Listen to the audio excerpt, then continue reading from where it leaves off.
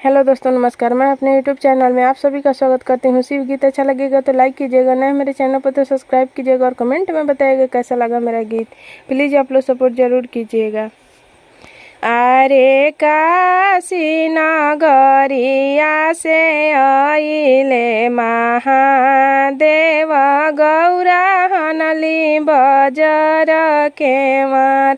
अरे काशी नगरिया से आइले महादेव, गौरा हनली बजर के मार।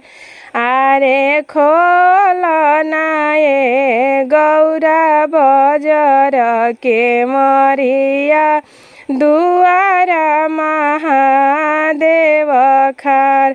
अरे खोलना ये गौरा बजर के मरिया, दुआरा महादेव खार। अरे एक हाथे गौरा हो खोलली के मरिया, दूसरे हाथे पोछस नैना लोर।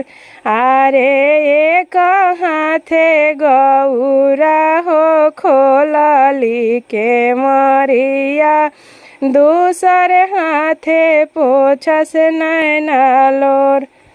अरे किया तोहरो ए गौरा माई मन परली, किया हो सहोदर जेठ भाई।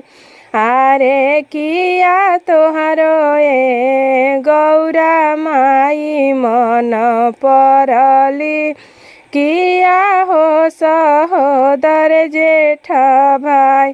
अरे नाही मोरा ए शिवजी माई मन परली, नाही हो सहोदर जेठ भाई। अरे नाही मोरा ए शिवजी माई मन परली, नाही हो सहोदर जेठ भाई। अरे भंगिया पिसत शिवजी हाथवा दुखइले, एही से गिरेला नैना लोर। अरे भंगिया पिसत शिवजी हाथवा दुखइले, एही से गिरेला नैना लोर। अरे काशी नगरिया से आइले महादेव, गौरा हनली बजर के मार।